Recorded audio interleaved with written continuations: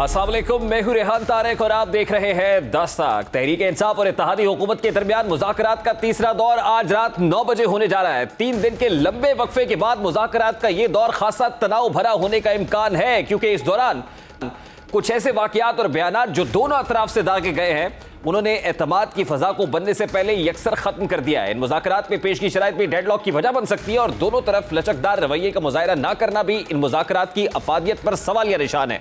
एक तरफ तहरीक इंसाफ 14 मई से पहले कौमी असम्बली की तहलील के मुतालबे से पीछे हटने पर आमादा दिखाई नहीं देती है, तो दूसरी तरफ ख्वाजा आसिफ और मियाँ जावेद लतीफ़ जैसे मुस्लिम लीग नून के सीनियर रहनुमा न सिर्फ मुज़ाकरात की खुलेआम मुखालिफत करते दिखाई देते हैं, बल्कि वो PTI के साथ मुज़ाकराती अमल को वक्त का ज़िया करार देते हैं। पार्लियामान में मौजूदा जमातों की अक्सरियत भी कबल अज़ वक्त इंतखाबात की हामी नहीं दिखाई देती। अंदाज़ा यही लगाया जा रहा है कि आज की तीसरी नशस्त के बाद इन मुज़ाकरात के कामयाब होने और नाकाम होकर ख़त्म होने का हतमी अंदाज़ा भी लग रहा है। आज मुज़ाकरात की नशस्त से कबल ही कौमी असम्बली का अहम इजलास भी जारी है। ख्वाजा आसिफ जो शुरू से ही इन मुज़ाकरात को वक्त का ज़िया करार देते रहे हैं, उन्होंने आज भी अपने खिताब में इन मुज़ाकरात को सख्त तनकीद बनाया और कहा कि सुप्रीम कोर्ट का काम पंचायत लगाना नहीं है। इस ऐवान में बैठे लोगों को मशवरा है कि वो डट जाए। ऐवान में इससे पहले मौजूद पार्टी को सहूलतकारी मैसर थी और बदकिस्मती से अब उनको वो सहूलतकार दस्तियाब नहीं है। या पंचायती जो है महफिलें लगाना या इंस्ट्रक्शंस देना सुप्रीम कोर्ट का काम नहीं है। आइन में उनके फराइज में कहीं नहीं लिखा हुआ कि वो पंचायतें लगवाएंगे या पर्या बिठवाएंगे, ये कहीं नहीं लिखा हुआ। जनाब स्पीकर, इस तरह नहीं होता जिस तरह आजकल हो रहा है। हमें अपने अदारे का दिफा करना पड़ेगा। पहले यहाँ पे हुक्मरान थे, उनको पहले सहूलतकार 2018 में जनाब स्पीकर मिले, अब फिर सहूलतकार मिल गए। हमारा फर्ज बनता है जो ऐवान में इस वक्त मेंबरान बैठे हुए हैं कि हम ये सहूलतकारी के आगे जो है दीवार बन जाए। ये प्राइम मिनिस्टरों की गर्दनें लेने का रिवाज जो है खत्म होना चाहिए। वज़ीर दिफा के साथ वज़ीर दाखिला का शुमार भी उन अरकान में होता है जो इन मुज़ाकरात के सख्त मुखालिफ हैं और गाहे बगाहे इस हवाले से बयानात देते रहते हैं। उन्होंने निजी टीवी को इंटरव्यू में एक बार फिर कहा कि 14 मई को इलेक्शंस का इनेकाद मुमकिन नहीं है, असम्बलियों को अपनी मुद्दत पूरी करने दें, शराइत सामने रखकर मुज़ाकरात नहीं किए जाते। दूसरी जानिब तहरीक इंसाफ जल्द इंतखाबात के लिए इस कदर बेचैन है कि गुज़श्ता रोज़ इमरान खान ने हुकूमत से 14 मई से पहले असम्बलियाँ तहलील करने का मुतालबा किया, तो आज असद उमर ने प्रेस कॉन्फ्रेंस करते हुए कहा कि इमरान खान ने हुकूमत को असम्बलियाँ तहलील करने का आखिरी मौका दे दिया है। असम्बलियाँ तोड़ने का आखिरी मौका ज़ाया किया तो मुल्क को नुकसान होगा। असद उमर ने हुकूमत को मशवरा दिया है कि इजलास में आकर शाहमूद कुरैशी को पर्चा थमाए जिसमें लिखा हो कि हुकूमत मान गई है, ये पर्चा चलकर अदालत में जमा कराए और मुल्क में इलेक्शंस कराए। तहरीक इंसाफ की जानिब से मुज़ाकरात करने वाली टीम के सरबराह शाहमूद कुरैशी ने बराह रास्त शहबाज शरीफ पर मुज़ाकरात को सबूताज करने का इल्जाम लगाते हुए कहा कि हम लचक दिखा रहे हैं, लेकिन उनकी जानिब से कोई लचक नहीं दिखाई नहीं जा रही। और उनका यह भी कहना था कि इसहाक डार से मुज़ाकरात में देर के हवाले से पूछा है तो उनका कहना है कि आप एक पार्टी फैसला करना आसान है, लेकिन हम 13 जमातों का इत्तेहाद है, इसलिए इत्तफाक़ राय पैदा होने में वक्त लग रहा है। इन बयानात के अलावा दोनों जानिब से एक दूसरे के खिलाफ कार्रवाइयों का सिलसिला भी जारी है। तहरीक इंसाफ के सदर के घर पर एंटी करप्शन की एक के बाद एक छापों और मरियम नवाज की जानिब से गुज़श्ता रोज़ इमरान खान और उनकी अहलिया पर सख्त तनकीद की गई और इल्ज़ामात लगाए, जिस पर आज तहरीक इंसाफ की जानिब से उनके खिलाफ हद के इज्जत का दावा दायर करने का ऐलान किया गया है। बेगम ने यह फैसला किया है कि उनकी तरफ से एक नोटिस मरियम नवाज को भेजा जा रहा है जिसमें उन्हें ये कहा जा रहा है कि उनके खिलाफ हम क्रिमिनल प्रोसीडिंग्स जो हैं, फौजदारी मुकदमा जो है वो हम दायर कर रहे हैं पाकिस्तान पीनल कोड के तहत, क्योंकि यहाँ पे जो हरजाने वगैरह है वो तो आ ही नहीं रहा, लिहाजा रेपुटेशन को डैमेज करने के ऊपर उनके ऊपर जो है वो क्रिमिनल केस करने का फैसला किया है। एक जानिब मुज़ाकरात, दूसरी जानिब मुज़ाकरात को नाकामी से दो चार होने की पेशगोइयों ने इस सारे मामले को उलझा कर रख दिया है। एतमाद की फ़ज़ा कायम होने से पहले ख़त्म कर दी गई है, जिससे इन मुज़ाकरात के अंजाम से मुताल्लिक़ कुछ अच्छा महसूस नहीं हो रहा है। इस पर बात करेंगे। इस वक्त पाकिस्तान तहरीक इंसाफ की रहनुमा आलिया हमज़ा साहिबा ने भी ज्वाइन किया है। अस्सलाम वालेकुम आलिया हमज़ा साहिबा, बहुत बहुत शुक्रिया आपके वक्त के लिए। सबसे पहले तो ये कहिएगा कि आज पार्लियामान का खासा हंगामा खेज़ इजलास अभी भी जारी है। ख्वाजा आसिफ ने बड़ी धुआंधार तकरीर की है, पार्लियामान असर्ट कर रही है और पार्लियामेंटेरियंस को मशवरा दिया जा रहा है कि आप डट जाएं। इसके साथ भी पाकिस्तान तहरीक इंसाफ मुज़ाकरात जारी रखेगी। बिस्मिल्लाहिर्रहमानिर्रहीम। थैंक यू रेहान साहब, आज मुज़ाकरात का आखिरी दिन है और मैं उम्मीद ये करती हूँ कि जो भी हो वो पाकिस्तानी अवाम के लिए, इस मुल्क के लिए बहुत बेहतर हो, क्योंकि मैं ये समझती हूँ कि ये इम्पोर्टेड हुकूमत जो है ये इस मुल्क को जिस नहज के ऊपर ले आई है। आज की आपने CPI की रिपोर्ट देखी होगी। आज की CPI की रिपोर्ट ये बता रही है कि तकरीबन कोई गोइंग टू बी 37% की महंगाई हो गई है, जिसमें काफ़ी चीज़ें 100% से लेकर 150% तक एक साल के अंदर महंगी हुई हैं। जबकि दूसरी तरफ हमारे हुक्मरानों की प्रायोरिटी आपके सामने है। उनकी प्रायोरिटी ये है कि आज एक तरफ पार्लियामेंट का इजलास चल रहा है जिसमें वो तौहीन पार्लियामेंट का बिल पेश करने लगे। यानी मेरे मुल्क में तो तौहीन पार्लियामेंट भी लगती है, तौहीन IMF भी लगती है, तौहीन जजेस भी लगती है, तौहीन मिनरल वाटर भी लगती है, तौहीन मजहब भी लगती है। नहीं लगता तो तौहीन अवाम नहीं लगती है। और तौहीन अवाम क्या है कि कभी अवाम को आटे की लाइनों के अंदर मारकर 20 अरब की करप्शन, ये बड़ी खूबसूरत और बड़ी बेफिटिंग बात की आपने आलिया हमजा साहिबा। बिल्कुल तौहीन अवाम हो रही है और बल्कि कॉन्स्टिट्यूशन के अंदर भी सिलेक्टिव आर्टिकल्स को उठा के कहा जाता है कि कॉन्स्टिट्यूशन की तौहीन हो रही है। हमारे आईने पाकिस्तान के अंदर बहुत सारे ऐसे आर्टिकल्स हैं जो बुनियादी हुकूक की बात करते हैं। रोज बुनियादी हुकूक की खिलाफ वर्जी होती है, लेकिन कोई भी जमात अवाम के लिए ये नहीं कहती है कि यहां पर भी आर्टिकल को आइन के इस आर्टिकल की धज्जियां उड़ाई जा रही है। आर्टिकल 10 जो है उसका वजूद ही नहीं है। Article 19A of the constitution वैसे ही माजूल होकर रह गया है। ये बिल्कुल दुरुस्त बात है, लेकिन मेरा सवाल आपसे यह है कि at this point in time Pakistan Tehreek-e-Insaf जो मुज़ाकरात जारी रखे हुए हैं, आप क्या देख रहे हैं इससे? आपके सदर के घर के ऊपर रेड हुई, छापा मारा गया, जो कुछ हो रहा है पार्लियामान के अंदर वो फिर डट के खड़े हुए हैं। इसके बावजूद तहरीक-ए-इंसाफ को क्या चीज मजबूर कर रही है कि आप मुज़ाकरात को जारी रखें? सबसे पहली चीज मैं आपको ये बता दूं, मजबूरी की कोई बात नहीं है। PTI पहले भी अपर हैंड पर खड़ी थी, अब भी अपर हैंड पर खड़ी है, क्योंकि कल अगर तौहीन अदालत लगेगी किसी के ऊपर तो मुल्क के वजीर आजम के ऊपर लगेगी, मुल्क के वजीर कानून के ऊपर लगेगी, दाखिला के ऊपर लगेगी, या लेकिन पार्लियामान तो 3 शख्सियत को इस्तेहकाक कमेटी के सामने लाने का इरादा रखती है। सिर्फ एक सेकंड, मैं यही बताने लगी थी, मैं इधर ही आने लगी थी, क्योंकि आइन और कानून तो ये कहता है जो आइन और कानून तोड़ेगा चाहे वो एक आम शहरी हो।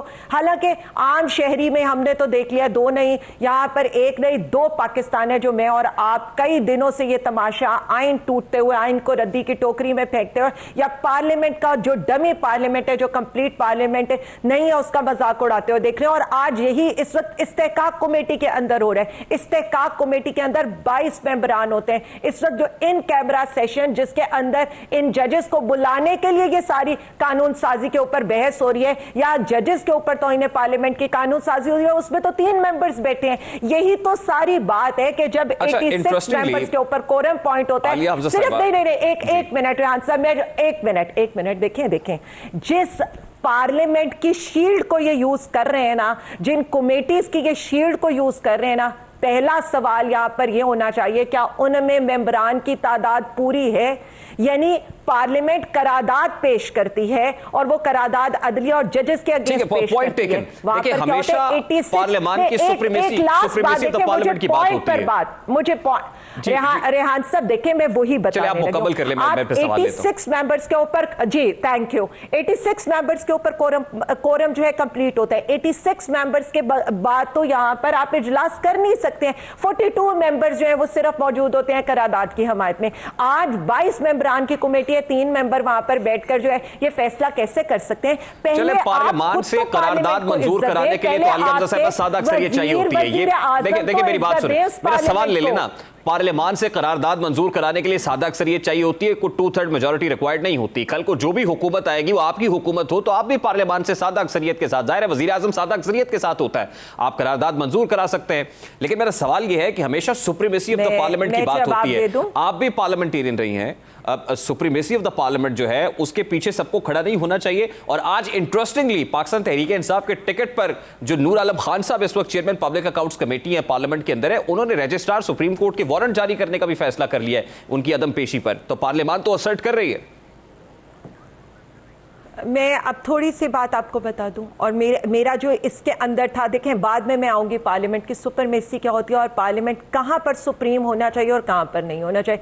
मैं जो उस वक्त बात कर रही थी, मैं ये बात कर रही थी कि पार्लियामेंट के भी कोई रूल्स और रेगुलेशन है, एक रूल्स ऑफ बिजनेस की किताब है जो हर पार्लियामेंटेरियन को, जब मैं पहले दिन पार्लियामेंट में गई थी ना तो मुझे वो बक्सा पकड़ाया गया था और कहा गया था ये पढ़कर इस पार्लियामेंट के अंदर कदम रखना। वो ये कहता है कि कोरम पूरा नहीं होगा तो आप करारदाद भी नहीं पेश करते, और करारदादें ये जो पेश कर रहे हैं ना, उनसे या तो पार्लियामेंट के शीशे साफ होंगे या बच्चे जो है ना वो उनसे जहाज उड़ाएंगे या कल को पकौड़े वाले उस पे पकौड़े या समोसे बेचेंगे। उन करारदादों की इतनी अहमियत है। अब मेरी बात आगे चले ना, मैं तो ये कह रहा हूं कि करारदाद मंजूर कराने के लिए सादा अक्सरियत चाहिए ना, जो हुकूमत में है। वजीर आजम को 180 वोट पड़े हैं, एतमाद का वोट लेकर वजीर आजम है, इसका मतलब है सादा अक्सरियत के साथ।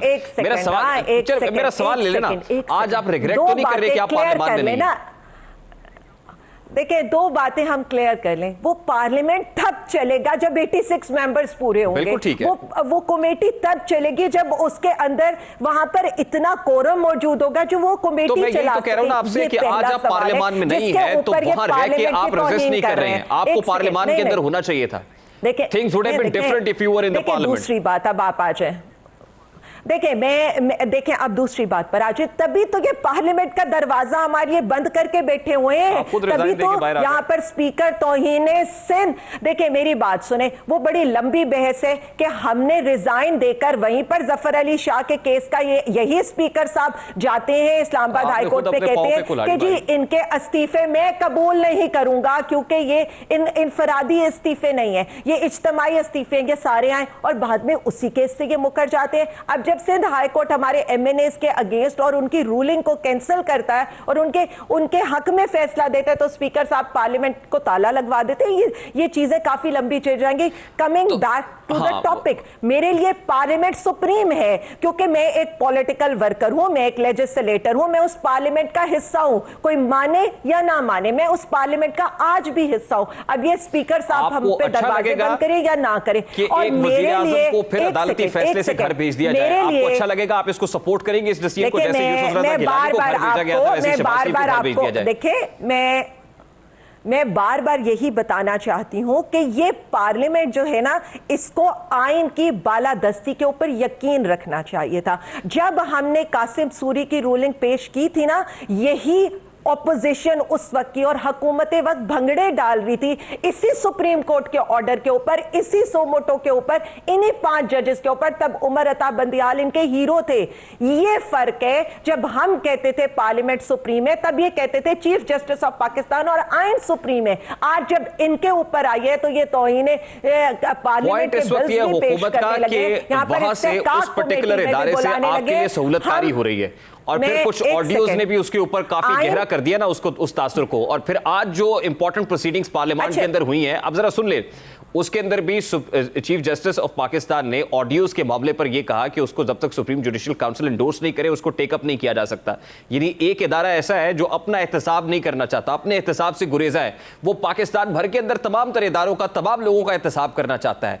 Is it justified then? मैं बड़ा दिल पे पत्थर रख के ये पूछ रहा हूं आपसे, और बड़ा हौसले से पूछ रहा हूं ये सवाल, इसका जवाब दीजिएगा in a very simple and candid manner. मैं जो बात बिल्कुल मैं जो बात आप कर रहे हैं, मैं उस बात पर दोबारा आती हूं। मैं सिर्फ इस वक्त जो ये बात करना चाहती हूं, आइन सुप्रीम वहां पर होता है जब आइन रिटन फॉर्म में हो। यानी अमेरिका में आइन पार्लियामेंट से सुप्रीम होगा, अमेरिका में होगा, इंडिया में होगा, पाकिस्तान में होगा। जहां पर रिटन फॉर्म में ना हो ना, यूके में, वहां पर पार्लियामेंट सुप्रीम होती है। ये दो चीजों का अवाम के लिए मैं पहले बात का जवाब दी थी। अब ये जो आप बात करें, देखिए, अब ऑडियो और वीडियो के ऊपर आ जाए। देखिए, और वही बात है, जब आप आइन में तरमीम करेंगे ना तो आपको 2/3 मेजॉरिटी चाहिए। आप एक्ट ऑफ पार्लियामेंट के जरिए नहीं कर सकते। यही बात हम इनको मुज़ाकरात में समझाने की कोशिश करें कि आपको हर सूरत पीटीआई चाहिए पार्लियामेंट के अंदर, क्योंकि पीटीआई होगी तो वन टाइम आईनी तरमीम होगी। देखें, आप मेरा सवाल ले लेना। एक तरफ आप पार्लियामान में वापस आने की बात कर रहे हैं, दूसरी तरफ आप कह रहे हैं कि असेंबली 14 मई से पहले डिसॉल्व हो जानी चाहिए। जरा तय कर लेना, आप इतने कंफ्यूज क्यों हैं?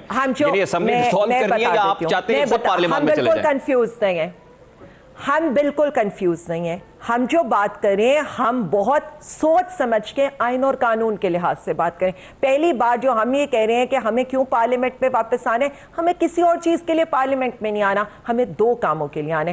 दैट इज कि आप वन टाइम आईनी तरमीम कर लें, क्योंकि अगर आप वन टाइम आईनी तरमीम नहीं करेंगे, वो तो जो भी नई हुकूमत आएगी वो कर लेगी ना।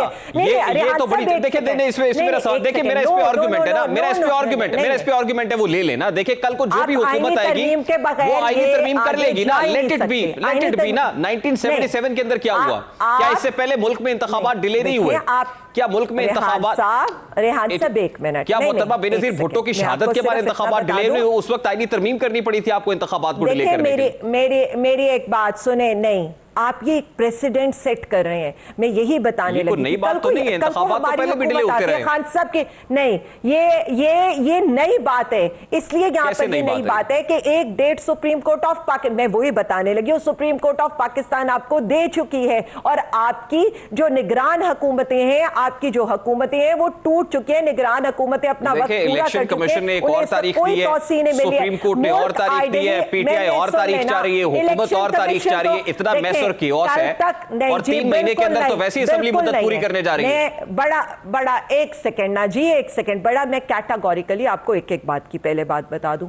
पहली चीज ये, हम ये कहते हैं आप आईनी तरमीम करें ताकि आइंदा कोई भी आने वाली हुकूमत सिक्योरिटी को, बजट को, कोई भी किसी भी चीज के पीछे छुप मेरा उस पे पॉइंट ये ना कि जो हुकूमत आएगी, नई हुकूमत जो भी आएगी वो कर लेगी। अब इतना टाइम नहीं है ना उसको वेस्ट किया जाए। अब तो आपके मुताबिक आप देखिए, आपका एजेंडा ये कि फौरी तौर पे इलेक्शंस होने चाहिए। लेट इट बी ना, इलेक्शंस होने दे, पार्लियामेंट में आना, आईनी तरमीम करना, ये टाइम बाय करेगा बहुत ज्यादा, ये लिंगर ऑन करेगा मामला। वो जो हुकूमत आएगी वो कर लेगी। टाइम बाय कैसे करेगा? टाइम बाय कैसे करेगा? देखिए ना, आपने पार्लियामेंट में जाना है, फिर आपने कॉन्स्टिट्यूशनल अमेंडमेंट करनी है, उसके लिए आपको इतनी ज्यादा हीलो हुज्जत करने की क्या जरूरत है? मुझे नहीं हीलो हुज्जत इसलिए करने की जरूरत है कि आइंदा के लिए भी हमने इसका रास्ता रोकना है। हम चाहते हैं जो भी फैसला आइन और कानून से हो, हम इनके ऊपर रिलाई नहीं कर सकते। नहीं, we can't rely on these people, क्योंकि एक तरफ ये मुज़ाकरात करते हैं, दूसरी तरफ मरियम सफदर जो है वो क्या कह रही है? वो ये कह रही है कि जी इलेक्शन अक्टूबर में होंगे। ख्वाजा आसिफ की स्टेटमेंट्स आपके सामने, मुज़ाकरात की जरूरत ही नहीं है। राना सनाउल्लाह और अता ताड़र जो है वो चौधरी परवेज इलाही के घर के ऊपर हमला करा रहे होते हैं। यहाँ पर जो खरम दस्तगीर साहब है, उनकी स्टेटमेंट्स आपके सामने, आज सिंध असेंबली की करारदाद आपके सामने। तो मुज़ाकरात को जो सबूताज करने लगे हैं ना, वो ये करने लगे हैं। आज रात भी मुज़ाकरात होंगे। जी, आज उनका रवैया आपने देख लिया, पार्लियामेंट के अंदर स्टेटमेंट्स बड़े सख्त हैं उनके। देखिए आज अगर मुज़ाकरात नाकाम हो गए तो क्या होगा? फिर आप लॉन्ग मार्च करेंगे?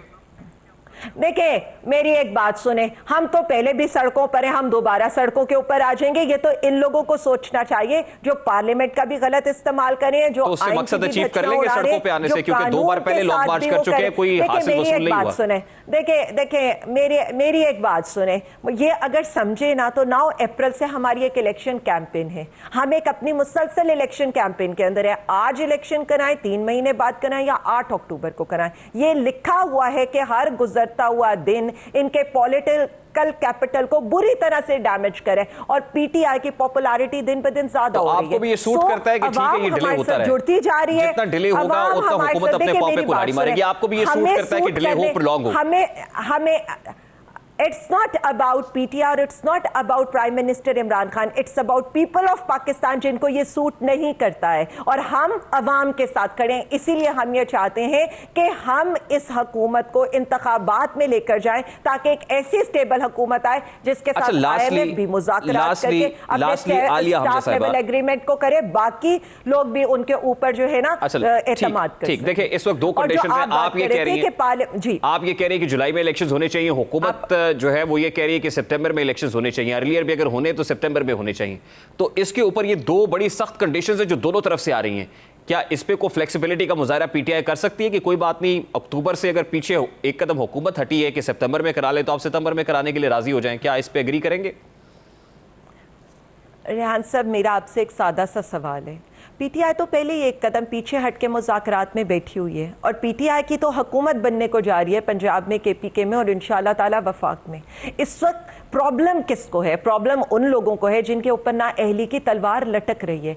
अभी तक जो इलेक्शन का फैसला है वो तहरीरी तौर पर सुप्रीम कोर्ट ऑफ पाकिस्तान ने ईदर वे के इलेक्शन कमीशन ने वहां पर 2 रिपोर्ट्स जमा कराई हैं। तो प्रैक्टिकली पॉसिबल नहीं है कि 14 मई को election. We are waiting for that written order. देखिए प्रैक्टिकल वैसे ये भी इंटरेस्टिंग है। वैसे मैंने आज अभी तक मुझे समझ नहीं आ रही कि वो written order of the court अभी तक क्यों नहीं आ रहा है, वो अभी तक क्यों सामने नहीं आ सका? इसके ऊपर भी आपको सवाल उठाना चाहिए। कोर्ट यही इसीलिए आना चाहिए। नहीं, हमें क्यों सवाल उठाना चाहिए? उन लोगों को सवाल उठाना चाहिए। हम तो सिर्फ ये हम सिर्फ ये चाहते हैं कि चीफ जस्टिस ऑफ पाकिस्तान को एक दफा ये फैसला कर लेना चाहिए कि यहां पर इसी तरह से आइन और कानून की धज्जियां उड़ाने की किसी भी वजीर आजम को, वजीर कानून को, वजीर दाखिला को, इलेक्शन कमीशन को, यहां पर निगरान हुकूमतों को या स्पीकर को इजाजत दी जाएगी या एक दफा बिल्कुल मैं मुतालबा कर रही हूँ कि पूरी पाकिस्तानी अवाम, यहाँ पर 23 करोड़ अवाम का ये मुतालबा कि इन पे तौहीन अदालत लगाई जाए, इन्हें घर भेजा जाए, क्योंकि अब यही वक्त आ गया है, यहाँ आइन होगा या मुल्क में जंगल का कानून होगा। Very quick short break now. बहुत बहुत शुक्रिया इंसाफ की रहनुमा आलिया हमजा साहब हमारे साथ मौजूद थी। Let's take a very quick short break.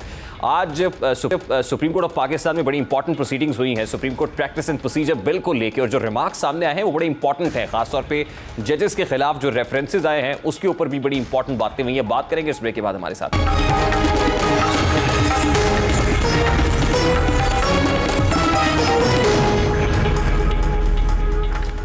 अदालत और पार्लियामान के दरमियान महाजराई हर गुजरते लम्हे के साथ कम होने की बजाय बढ़ती जा रही है। पहले ये मखसूस बेंचेस और खुद नोटिस केस के हवाले से थी, लेकिन ये प्रैक्टिस एंड प्रोसीजर बिल की पार्लियामान की मंजूरी के बाद ये तनाज़ा मजीद शिद्दत इख्तियार कर गया है। हुकूमत बार काउंसिल की सिफारिश पर यह बिल हर सूरत लागू कराना चाहती है, लेकिन सुप्रीम कोर्ट ने 8 रुकनी बेंच के जरिए इस बिल को कानून बनने से पहले ही मुअत्तल कर रखा है। पार्लियामान की अक्सरियत को यह महसूस होता है कि मखसूस बेंचेस के जरिए मनपसंद फैसले लिए जा रहे हैं, तो सुप्रीम कोर्ट को बतौर इदारा महसूस होता है कि ये उसके दायरे इख्तियार और हुकूक पर कदगन लगाने की कोशिश है। इस सारे मामले में सुप्रीम कोर्ट खुद अंदरूनी तौर पर बुरी तरह तकसीम का शिकार है। कई मोअज़्ज़ज़ जजेस की जानिब से इख्तिलाफात खत्म करने की कोशिश की गई, लेकिन ये तमाम कोशिशें बेसूद साबित हुई। सुप्रीम कोर्ट के जजेस के दरमियान इत्तफाक़ी राय पैदा करने की आखिरी कोशिश गुज़श्ता शब भी हुई, लेकिन इसमें भी नाकामी हुई है। गुज़श्ता शब चीफ जस्टिस उमर बंदियाल की मेज़बानी में तमाम मोअज़्ज़ज़ जजेस के एजाज़ में इशाई का एहतमाम किया गया, जो रिवायात के मुताबिक हर ईद के बाद बतौर ईद मिलन पार्टी किया जाता है। लेकिन सुप्रीम कोर्ट के 15 जजेस में 14 जज इस इशाइये में शरीक हुए। सीनियर तरीन जज जस्टिस काजी फायज़ ईसा इस इशाइये में मौजूद नहीं थे, और काजी फायज़ ईसा ही वो शख्सियत है जो सुप्रीम कोर्ट में फर्द वाहिद की उजारादारी के खिलाफ है और इसके खिलाफ मुख्तलिफ औकात में आवाज़ बुलंद करते रहे हैं। तनाज़ात के सबब बनने वाले इस बिल की आज सुप्रीम कोर्ट में चीफ जस्टिस उमर बंदियाल की ज़ेरे सरबराही 8 रुकनी बेंच ने समाअत की, जिसमें हुकूमत की जानिब से लार्जर बेंच बनाने और जस्टिस मज़ाहिर अकबर नकवी को बेंच से अलहदा करने की इस्तदा की गई, लेकिन सुप्रीम कोर्ट की जानिब से जस्टिस मज़ाहिर नकवी को बेंच से अलग करने और फुल कोर्ट बनाने की इस्तदा मुस्तरद करते हुए प्रैक्टिस एंड प्रोसीजर एक्ट 2023 पर पार्लियामानी कार्रवाई का रिकॉर्ड तलब कर लिया, जिसके बाद सुप्रीम कोर्ट के रजिस्ट्रार की जानिब से कौमी असम्बली से रिकॉर्ड तलब किया गया है। ताहम रजिस्ट्रार ऑफिस की ज़ुबानी अहकामात पर स्पीकर ऑफिस ने मुतल्लिका रिकॉर्ड देने से इनकार कर दिया है। आज पार्लियामान की इजलास में सुप्रीम कोर्ट के नए अहकामात से मुताल्लिक़ भी बाज़गश्त सुनाई दी। वज़ीर दफ़ा ख्वाजा आसिफ ने असम्बली इजलास में अपने खिताब में कहा कि वज़राए आज़म की गर्दनें लेने का रिवाज खत्म होना चाहिए, हमें अपने वज़राए आज़म की हिफाजत करनी चाहिए। ख्वाजा आसिफ क्या कह रहे थे, जरा उसकी एक झलक आपके सामने रखता है। जरूर दें उनको, एक नहीं जितने दिन की मांगते हैं उन कार्रवाई जो है उनको दें। सुप्रीम कोर्ट का एहतराम है, लेकिन जनाब आला इसी सुप्रीम कोर्ट ने ये कहा कि 2 जज जो हैं वो दस्तबरदार हो गए हैं, बेंच से रिक्यूज कर लिया उन्होंने, और दोबारा 3-2 का जब बेंच बनाया गया उन्हीं 2 जजों को जो है उधर बैठा दिया गया। दोबारा क्या वही बेंच कंटिन्यू कर लिया गया। क्या हमें ये कार्रवाई मिल सकती है कि जिनका पहले कहा गया वो रिक्यूज कर लिया, दोबारा फिर उन्हीं को उधर बैठा और उनसे 3-2 का फैसला करवाया गया। मेरी आपसे इस्तदा है जनाब स्पीकर के आप कस्टोडियन होते हुए इस हाउस के, आप सुप्रीम कोर्ट को लिखें कि हमें भी वो कार्रवाई भेजे, ये हमारा हक है। कौमी असम्बली इजलास से कबल सुप्रीम कोर्ट में इस इजलास की समाअत के दौरान अटॉर्नी जनरल मंसूर उस्मान अवान ने बताया कि कुछ फरीकैन के वकीला वीडियो लिंक पर पेश होंगे। इस पर चीफ जस्टिस का कहना था कि ये कोई आखिरी समाअत नहीं, सबको सुनेंगे। हमारा गुज़श्ता समाअत का हुक्म इम्तनाई बरकरार है। इस केस में अदलिया की आज़ादी समेत दीगर अहम निकात सामने आए। चीफ जस्टिस का कहना था कि एक मुनफरिद केस है, सुप्रीम कोर्ट के रूल से मुताल्लिक कानून वाज़ेह है, रियासत के तीसरे सुतून यानी अदलिया को इस कानून पर तहफ़्फ़ुज़ात हैं। वकील तारिक रहीम का कहना था कि अदालती इस्लाहात बिल कानून का हिस्सा बन चुका है। चीफ जस्टिस ऑफ पाकिस्तान का कहना था कि गुज़श्ता हुक्मनामा अबूरी नौइयत का था, जमहूरियत आइन के अहम जुज़ है और अदलिया और वफाक भी आइन के अहम जुज़ है। लेकिन देखना यह है कि क्या अदलिया का जुज़ तब्दील हो सकता है। अदलिया की आज़ादी बुनियादी हक है। Chairman executive committee Pakistan bar council ने सीनियर जजेस को बेंच में शामिल करने की इस्तदा की। हसन ज़ाब पाशा का कहना था कि इस बेंच में शामिल एक जज के खिलाफ 6 से ज़ायद रेफरेंसेस दायर हो चुके हैं। जस्टिस मज़ाहिर अकबर नकवी को बेंच से अलग किया जाए, बेंच में 7 सीनियर तरीन जजेस शामिल हों तो कोई एतराज़ नहीं कर सकेगा। अदालत ने पाकिस्तान बार की फुल कोर्ट बनाने और जस्टिस मज़ाहिर नकवी को बेंच से अलग करने की इस्तदा मुस्तरद कर दी। चीफ जस्टिस का कहना था कि किसी भी जज के खिलाफ रेफरेंस आने की कोई कानूनी हैसियत नहीं है। जब तक रेफरेंस समाअत के लिए मुकर्रर ना हो तो इसकी कोई अहमियत नहीं है। उनका कहना था कि जस्टिस काजी फायज़ ईसा केस में भी अदालत ने यही फैसला दिया था। जजेस के खिलाफ शिकायत आती रहती हैं, मुझ समेत सुप्रीम कोर्ट की अक्सर जजेस के खिलाफ शिकायत आती रहती हैं। सियासी लोग इंसाफ नहीं मनपसंद फैसले चाहते हैं। इंतखाबात के मुकदमे में भी कुछ जजेस को निकाल कर फुल कोर्ट बनाने का मुतालबा किया गया था। सुप्रीम कोर्ट की जजेस का फैसला अदालत का फैसला होता है। हर इदारा सुप्रीम कोर्ट के अहकामात पर अमल दरामद का पाबंद है। पीर को हम केस शुरू करेंगे, फिर सब मामलात का जायजा लेंगे। हसन रजा पाशा ने कहा कि अगर अदलिया ने मेरी बात का बुरा बनाया तो माजरत चाहता हूँ। चीफ जस्टिस ने कहा कि हम नाराज नहीं होते, हम तो चले जाएंगे, बार काउंसिल्स इधर ही रहेंगी, हम नहीं होंगे। सुप्रीम कोर्ट बार ने इदारे का तहफ़्फ़ुज़ करना है। सुप्रीम कोर्ट ने अटॉर्नी जनरल की 13 अप्रैल की हुक्म इम्तना वापस लेने की इस्तदा भी मुस्तरद करते हुए कहा कि पहले समझा तो दे कि कानून है क्या और ये क्यों बनाया। अटॉर्नी जनरल मंसूर उस्मान अवान का कहना था कि अदालत बेंच बढ़ाने पर गौर करे। चीफ जस्टिस उमरता बंदियाल ने कहा कि बेंच की तादाद कम भी की जा सकती है। गुज़श्ता केस में जब फुल कोर्ट की दरख्वास्त थी तो फिर बाइस शर्मिंदगी थी कि एबीसी जज को शामिल ना किया जाए। अगर सुप्रीम कोर्ट के जजेस का एहतराम ना किया गया तो फिर ये इंसाफ का मुतालबा नहीं होगा। सियासी जमातें मनपसंद फैसलों के लिए इंचर चाहती हैं। आज समाअत के बाद ही इस बिल की कौमी असम्बली में लेकर खासी गर्मा गर्मी दिखाई दी। सीनियर कानूनदार और इस केस में पीपल्स पार्टी के वकील फारूक एच नाइक ने मीडिया से गुफ्तगू करते हुए कहा कि ऐसा पहली मरतबा हुआ है जो कानून अभी बना नहीं, इस पर अमल दरामद रोक दिया गया है। बेंच बनाने वाले ये बताए कि ये बिल कैसे जो है वो रोका गया। फारूक एच नाइक इस पर क्या कह रहे थे, जरा उसकी एक झलक आपके सामने रखता है। पहली दफा हुआ है कि अभी जब भी कोई एक्ट अभी बना नहीं है और उससे पहले के उसको सस्पेंड कर दिया जाए, ये देखना पड़ेगा।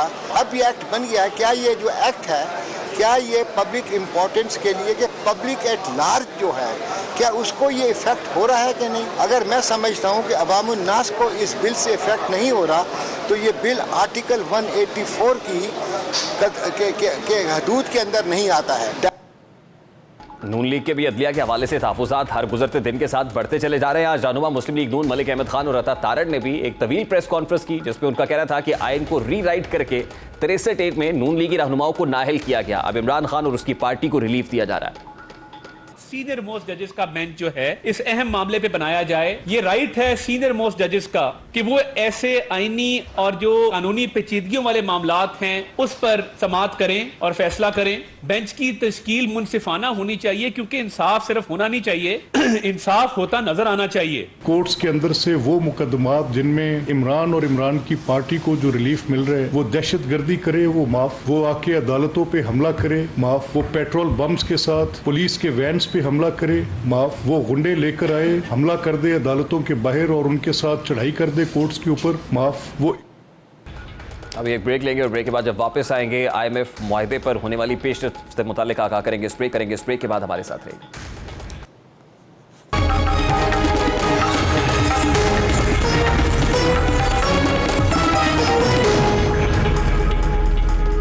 Welcome back. खबर यह है कि हुकूमत तमाम तर कोशिशों, दोस्त ममालिक की यकीन दहानी और अपनी आवाम को गैर हकीकी महंगाई के चुंगल में झोंकने के बाद भी IMF प्रोग्राम हासिल करने में नाकाम है और इसकी बहाली के इम्कानात भी महदूद से महदूद तर या ख़त्म हो चुके हैं, जिससे ये तासुर जा रहा है कि IMF मुआशी से ज़्यादा सियासी रोल अदा कर रहा है। दुनिया में नई सफाराई हो रही है। IMF जैसे इदारे इस नई सफबंदी में एक मुकम्मल फरीक के तौर पर शामिल हैं। पाकिस्तान जैसे ममालिक जिनको IMF की मदद की ज़रूरत होती है, वो ममालिक को अपनी मर्जी और मंशा के मुताबिक किसी ब्लॉक का हिस्सा बनने के लिए मजबूर कर रहा है। बात ना मानने की सूरत में इन्हें माशी गर्दाब की इस दलदल में धकेलने का फरीजा भी अंजाम दे रहा है, जिससे पाकिस्तान जैसे ममालिक दोबारा अपने पाँव पर खड़े होने की सलाहियत में नाकाम हो सकें। IMF प्रोग्राम के हवाले से पाकिस्तान का नवा जायजा ताहाल ज़ेर गौर है। ये जायजा अक्टूबर के अवाइल में मुकम्मल होना था, लेकिन ये तो ताहाल किसी भी नतीजे पर नहीं पहुंच सका है, जिससे प्रोग्राम के पाया तकमील तक पहुंचने के इम्कानात खत्म होते जा रहे हैं। IMF का मौक़िफ़ है कि इसे बैरूनी फाइनेंसिंग ज़रूरियात की तस्दीक का इंतजार है, जबकि पाकिस्तान ने सऊदी अरब और मुत्तहिदा अरब अमारात की जानिब से $3 अरब बैरूनी सरमाकारी की ज़मानत दे दी है, लेकिन फिर भी IMF अभी तक कोई गो हेड नहीं दे रहा है और जो इन्फ्लेशनरी प्रेशर है कॉमनर के ऊपर बढ़ता चला जा रहा है। ये जो ग्रेव सिचुएशन है इकोनॉमिक डोमेन में, इसका हल इसहाक डार साहब ने तजवीज़ किया था। क्या हल है, अल्लाह पे कैसे तवक्कल करना है, जरा उसकी एक झलक आपके सामने रखता है। अल्लाह इंशाअल्लाह हिम्मत देगा। इनकी लीडरशिप में पूरी टीम दिन रात काम कर रही है। इंशाअल्लाह हम इस क्वागमायर से निकलेंगे। पाकिस्तान इंशाअल्लाह तरक्की करे। मेरा ईमान है पाकिस्तान दुनिया में रहने के लिए अल्लाह ताला ने कायम किया है। एक वाहिद मुल्क है जो कलमा शरीफ के नाम पे बना था। इवन सऊदी अरेबिया कलमा शरीफ के नाम पे नहीं बना। अगर अल्लाह ताला ने इसको क्रिएट किया तो इसकी हिफाजत, इसकी तरक्की, इसकी खुशहाली भी अल्लाह ताला के जिम्मे है। हम लोगों की एज ए नेशन और नीयत और हार्ड वर्क दरकार है। मुआशी चुंगल से निकलने का हुकूमत के पास एक ही हल है, अल्लाह पे भरोसा रखें। प्रोग्राम का वक्त अपने इख्तिताम को पहुंचा। आपसे मुलाकात होगी इंशाअल्लाह कल। अपना रखिएगा ख्याल। अल्लाह हाफ़िज़।